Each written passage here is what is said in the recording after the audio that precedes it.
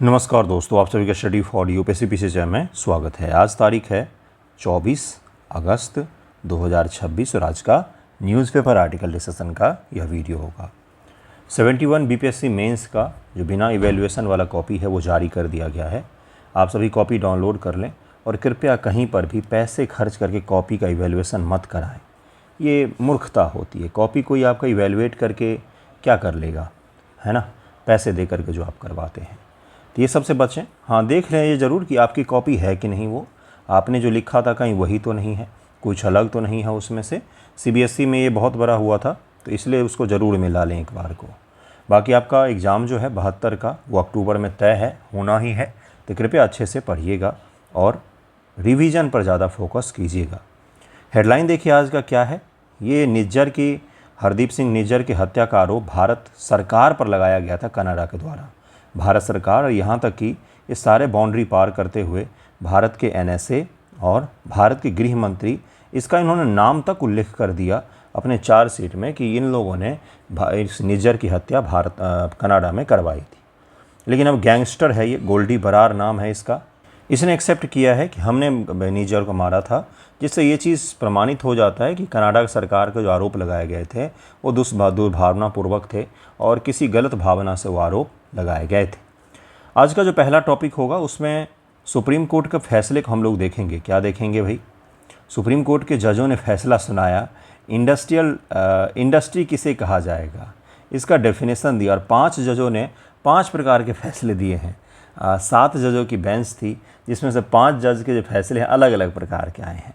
तो उसको ज़रा देखें क्या मुद्दा है, परिभाषा का क्या प्रभाव पड़ता है। और उसके साथ साथ पर्सनलाइज वैक्सीन की शुरुआत की गई है स्किन कैंसर से बचने के लिए, तो उसे भी ज़रा देखेंगे। एक एक करके शुरू करते हैं। देखिए सबसे पहला टॉपिक क्या है आज, उद्योगों को कैसे परिभाषित करें। सुप्रीम कोर्ट के खंडित फैसले का विश्लेषण ज़रा किया गया है। ये बहुत ही डिटेल आर्टिकल आया हुआ है। और how to define industry inside supreme court split verdict, यानी कि बटा हुआ वर्डिक्ट आया है। जज साहब लोगों ने अलग अलग परिभाषा को लेकर के फैसला दिया है। भारतीय श्रम कानून के तहत उद्योग क्या है, इंडस्ट्री किसे कहा जाएगा, इस पर दशकों पुरानी कानूनी बहस को सुलझाने के लिए सुप्रीम कोर्ट की 9 न्यायाधीश, मैंने 7 बोल दिया था, 9 न्यायाधीशों की संविधान पीठ क्या करती है, ये जनरल केस जो होते हैं उससे इधर कुछ डिफाइन करना हो, संविधान के बारे में कुछ बताना हो, अंतिम डिफिनेशन देना हो, तो उन चीज़ों का काम जो है वो संवैधानिक पीठ के द्वारा किया जाता है। 9 न्यायाधीश संविधान पीठ अलग अलग राय वाला एक खंडित फैसला उन्होंने सुनाया है, जिसके कारण से यह फैसला काफ़ी ज़्यादा चर्चा में आ गया है। मुख्य फैसला क्या है? न्यायालय ने फैसला दिया कि निरस्त किए जा चुके औद्योगिक विवाद इंडस्ट्रियल डिस्प्यूट अधिनियम 1947 के तहत लंबित मामलों का फैसला 1978 के बेंगलोर वाटर सप्लाई मामले में निर्धारित ट्रिपल टेस्ट के तहत किया जाना जारी रहेगा। ये उन्होंने फैसला दिया। समझेंगे, अभी हर चीज़ को समझेंगे। टर्मिनोलॉजी बहुत सारा है इसलिए आपको थोड़ी सी दिक्कत आएगी शुरुआत में, लेकिन आपको अंत तक जाते जाते पूरा टॉपिक क्लियर कर दूंगा मैं। नया कानून क्या है? नए औद्योगिक संबंध इंडस्ट्रियल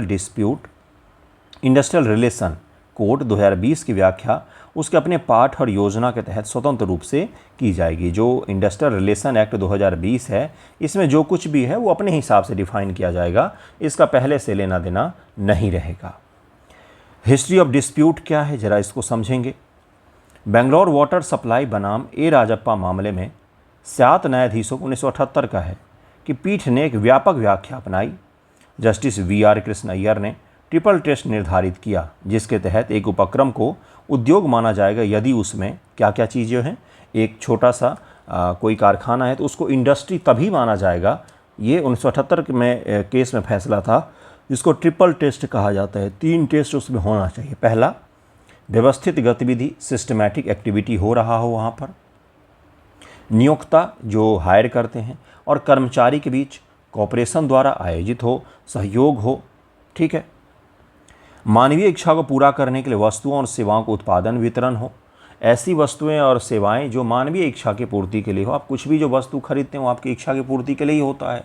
गाड़ी खरीदें, भोजन का सामग्री खरीदें, वस्त्र खरीदें, कुछ भी खरीदें, तो ये क्या है? ये 3 ट्रिपल टेस्ट के आधार पर कहा गया कि कोई चीज़ इंडस्ट्री कहलाएगा या नहीं कहलाएगा, ठीक है।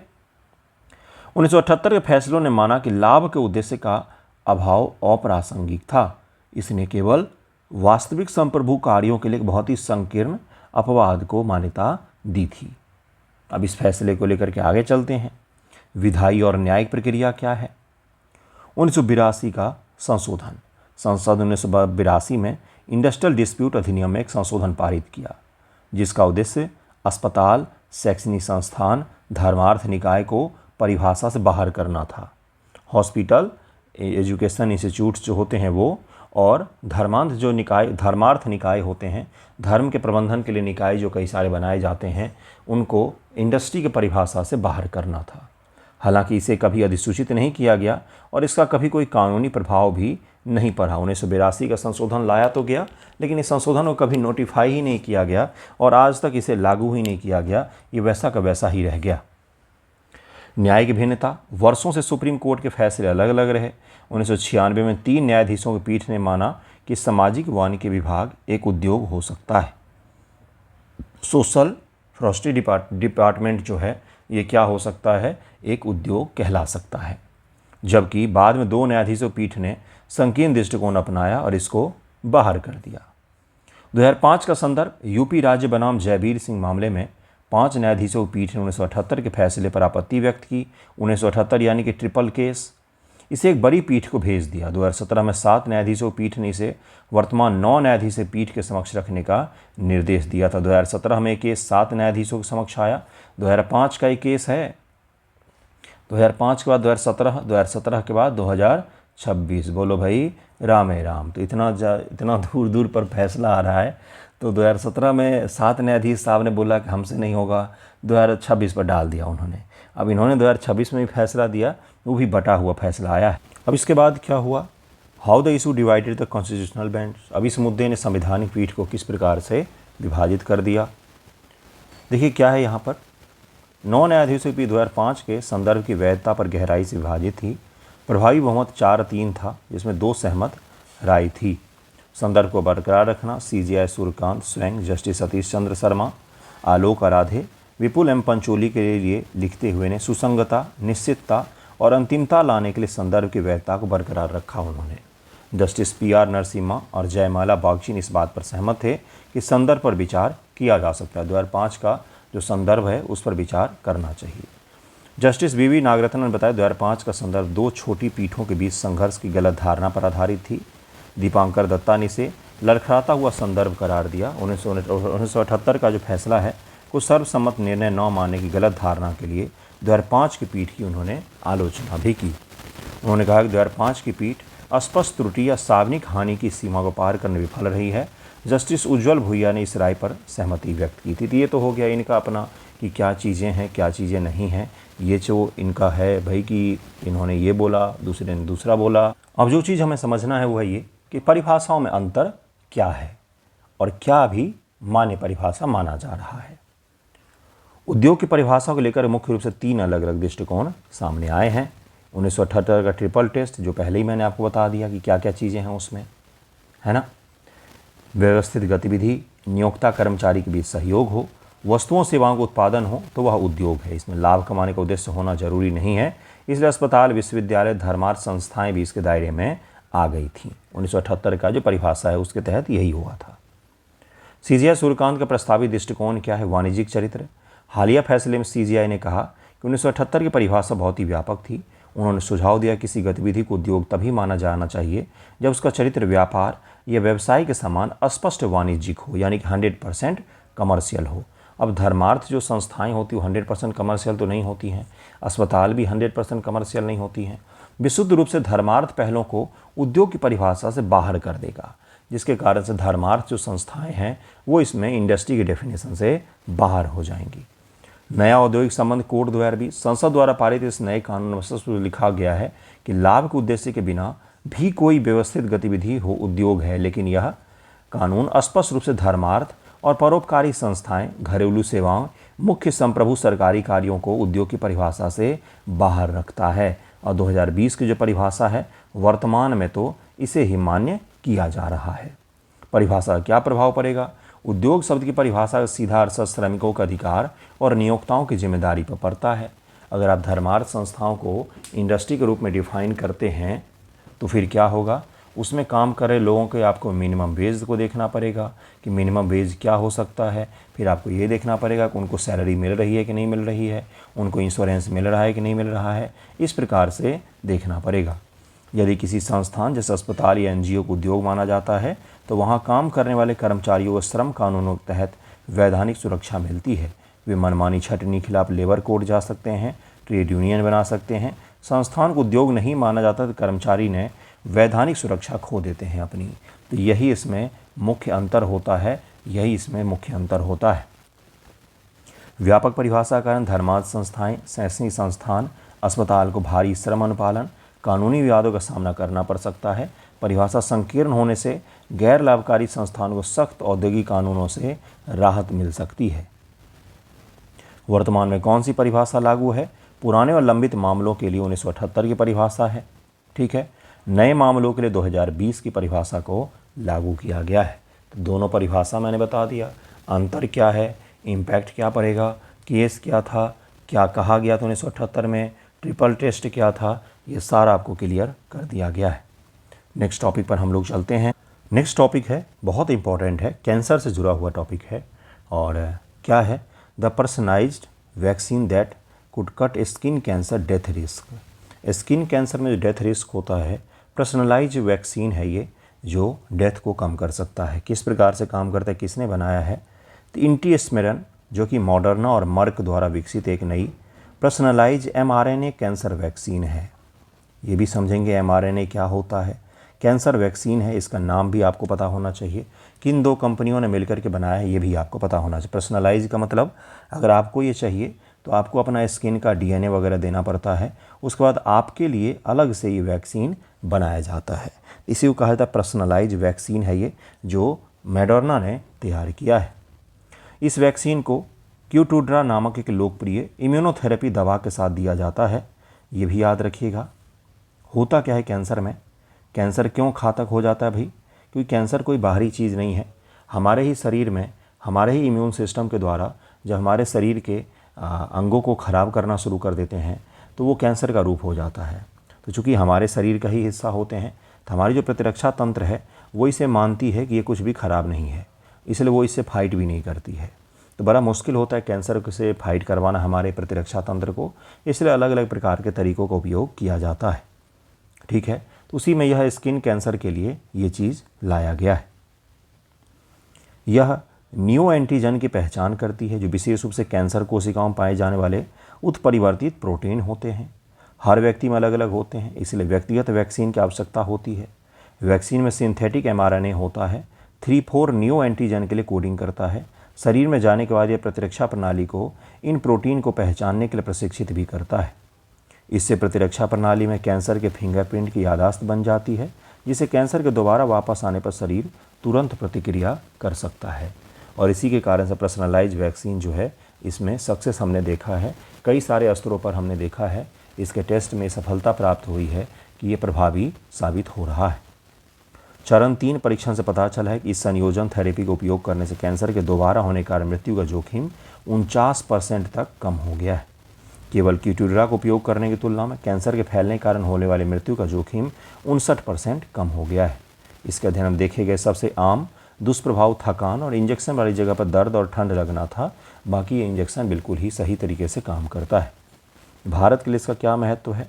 भारत का प्रभाव सीमित होगा क्योंकि भारतीयों में मेलेनोमा दुर्लभ है।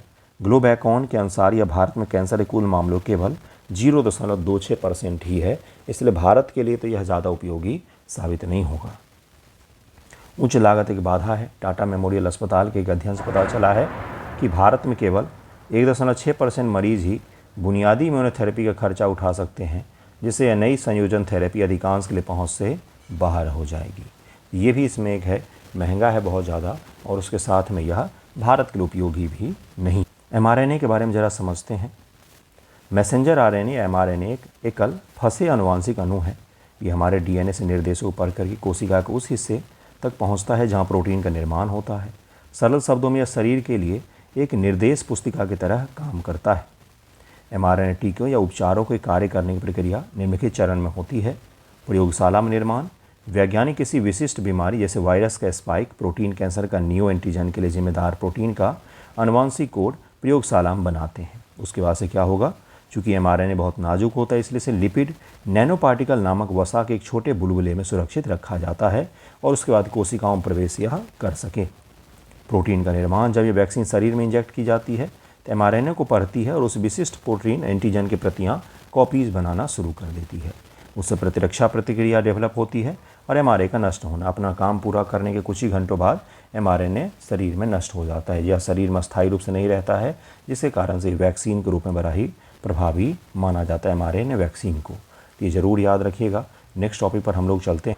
नेक्स्ट टॉपिक है how India's RRS 62.5 crore scheme aim to scale mobile manufacturing build domestic brand, यानी कि घरेलू स्तर के ब्रांड बनाना है और मोबाइल मैन्युफैक्चरिंग में हमें और भी बूस्ट करना है। दरअसल में अभी हम जो फ़ोन यूज़ करते हैं, आप सब के लोग सारे विदेशी फ़ोन होंगे। अपने देश में एक भी फ़ोन अपने देश की कंपनियों के नहीं है। असेंबल होता है, यहाँ मैन्युफैक्चरिंग भी हो जाएगा कुछ दिनों में, लेकिन अपने देश की एक भी कंपनी नहीं है। 2026 में भारत की एक भी कंपनी नहीं है फ़ोन बनाने में। केंद्र सरकार ने 62,500 करोड़ रुपए की एक नई फ़ोन विनिर्माण योजना पेश की है। भारत को वैश्विक स्मार्टफोन निर्माताओं के लिए प्रमुख असेंबली हब बनाने के बाद इस योजना को उद्देश्य भारत की इलेक्ट्रिकल कहानी के 2 अधूरे हिस्से को निपटना है। 2 मुख्य लक्ष्य है। पहला, स्मार्टफोन PLI योजना के समाप्त होने के बाद बड़े पैमाने पर उत्पादन को जारी रखना। पहला लक्ष्य तो यही है कि PLI योजना का ख़त्म भी हो जाए स्मार्टफोन से जुड़ा हुआ, तो ही प्रोडक्शन यहाँ पर बनी हुई रहे। और दूसरा है स्वदेशी अपना भारतीय ब्रांड स्थापित करना जो फ़ोन बना सके, यानी कि भारत को अपना एप्पल और सैमसंग चाहिए। ठीक है, यह योजना वित्त पर 26 सतह से 30 इकतीस तक चलने वाले 5 साल का कार्यक्रम है और इसे 2 अलग अलग ट्रैकों में विभाजित किया गया है। ट्रैक 1, PLI इंजन को चालू रखना। जो PLI योजना चल रही है उसको चालू रखना। एक निर्माता का वित्त वर्ष 25-26 में कम से कम 10,000 करोड़ रुपए का कारोबार होना चाहिए। वृद्धिशील बिक्री लक्ष्य, मौजूदा ब्रांडों के लिए पहले वित्त वर्ष में 26 का स्तर से कम 5,000 करोड़ रुपए की बिक्री बढ़नी चाहिए। बिक्री की सीमा संचयी रूप से बढ़कर के वित्त वर्ष 28 में 10,000 करोड़ रुपए, 29 से 15,000 करोड़ रुपए और 30 में 20,000 करोड़ रुपए हो जाएगी। यानी कि सरकार जो है, जो वर्तमान PLI है, उसके तहत कंपनियों को और भी ज़्यादा मोटिवेट कर रही है कि आप अपना प्रोडक्शन को बढ़ाइए और ज़्यादा से ज़्यादा प्रोडक्शन करिए भारत में। एप्पल को बोला गया कि आईफोन से आगे बढ़ो यार, बाकी चीज़ें भी भारत बना लो, आईफोन असेंबल कर लो केवल यहाँ पर, वो भी ऑरेंज कलर का, तो कुछ और बना लो यहाँ पर। तो यानी कि ये कहा गया है कि PLI स्कीम जो चल रही है, जिसके तहत प्रोडक्शन भारत में बूस्ट हुआ, उसको और आगे कैसे ले जाया जाए। मूविंग बेस लाइन, मूल PLI के विपरीत प्रोत्साहन की गणना के लिए आधार रेखा अब हर साल आगे बढ़ेगी। इसकी गणना पिछले वित्त वर्ष के बिक्री प्लस 15% के रूप में की जाएगी। इस नई आधार रेखा से ऊपर की बिक्री पर प्रोत्साहन का भुगतान किया जाएगा। यह योजना लाभ को 23 घटक के घरेलू सोर्सिंग, घरेलू स्तर पर खरीद से जोड़ती है ये। ठीक है, सेकेंड ट्रैक क्या है, भारत के अपने एप्पल और सैमसंग की तलाश है कि भाई मिल जाए हमें, कोई तो भारत बना ले। एक माइक्रोमैक्स कंपनी हुआ करती थी 10 साल पहले तक, भारतीय बाजार पर काफ़ी बड़ा हिस्सा था उसका, लेकिन वो कंपनी खपत हो गई, ख़त्म हो गई, तकनीक को अपना नहीं पाई और सस्ते उत्पादन नहीं होने के कारण से वो कंपनी धीरे धीरे भारत से ख़त्म हो गई। अब तो ऐसा है कि कंपनी का एक भी फ़ोन पूरे महीने में नहीं बिकता है। ठीक है, यह ट्रैक घरेलू भारतीय स्मार्टफोन ब्रांड का समर्थन करने, उन्हें बनाने के लिए अलग प्रोत्साहन संरचना निर्धारित करेगी। भारतीय ब्रांड के रूप में अर्हता प्राप्त करने के मानदंड, कंपनी भारत में निगमित होनी चाहिए, इसका ट्रेडमार्क और IP भारत में होना चाहिए, भारतीय नागरिक का प्रबंधन पर नियंत्रण होना चाहिए, एंटिटी में उनकी हिस्सेदारी 51% से अधिक होना चाहिए, R&D क्षमताएँ भी इनमें होनी चाहिए, तभी जाके वो भारतीय कंपनियाँ कहला पाएंगी। वित्तीय प्रोत्साहन, पात्र भारतीय ब्रांड को वृद्धिशील बिक्री पर 5% प्रोत्साहन, भारत में डिजाइन विकसित किए गए उत्पादों को R&D के लिए 3% पैसा और 1.5% तक का अतिरिक्त घरेलू सोर्सिंग प्रोत्साहन भी उनको उपलब्ध करवाया जाएगा, ताकि भारतीय कंपनी बना सके फ़ोन जब बाहर से लेते तो उसमें 100 प्रकार की दिक्कतें होती हैं, ख़ास तौर से चाइनीज़ फ़ोन। हर चाइनीज़ फ़ोन एक जासूस के जैसे काम करता है। वो अपना डेटा जो है ना, वो ताइवान के और बाकी हांगकांग के और संघाई के सर्वर पर अपलोड कर रहा होता है। कितनी ही बार आया है, MI और वीवो के फ़ोन में दिक्कतें देखी जाती हैं, OnePlus में ये दिक्कतें देखी जाती थी। OnePlus तो बंद ही हो गया, हुआवे तो भारत में बैन ही कर दिया इसी कारण सरकार ने। हुआवे को तो टेलीकॉम से क्षेत्र से भी बाहर कर दिया भारत सरकार ने इसी कारण से, क्योंकि फ़ोन कम जासूसी इक्विपमेंट के जैसे काम करते थे, डेटा को अपने आप चुपचाप से वो चीन के सर्वर पर अपलोड करते रहते थे। उच्च प्रोत्साहन का उद्देश्य, इस उच्च प्रोत्साहन संरचना का उद्देश्य उस लागत नुकसान की भरपाई करना है जिसका सामना शुरू में कोई नया भारतीय ब्रांड स्थापित वैश्विक ब्रांडों के खिलाफ करेगा। कंपनी 1 साल के गर्भावधि का विकल्प चुन सकती है। यह योजना अतिरिक्त गैर राजकोषीय सरकारी सहायता के लिए भी जगह छोड़ती है। इसे एक अलग अधिकारी प्राप्त समिति द्वारा निर्धारित किया जाएगा। यानी कि इस योजना के तहत तो आपको लाभ मिलेगा ही, इसके अलावा भी किसी योजना के तहत अगर आप मान्यता प्राप्त होंगे, आप एलिजिबल होंगे, तो आपको उसका भी लाभ दिया जाएगा। बाकी तो ये विशेषज्ञ लोगों ने कहा है, देखते हैं क्या होता है। अब PLI योजना क्या है, ज़रा इसको हम लोग समझते हैं। भारत सरकार द्वारा मार्च 2020 में शुरू की गई PLI प्रोडक्शन लिंक्ड इनिशिएटिव योजना एक प्रमुख नीतिगत पहल है। इसका उद्देश्य क्या है? भारत में डोमेस्टिक मैन्युफैक्चरिंग को बूस्ट करना, चीन के आयात को कम करना, यही 2 मुख्य लक्ष्य इसका रखा गया था। भारत में मैन्युफैक्चरिंग सेक्टर जो है, सेकेंडरी सेक्टर, इसको बूस्ट करना।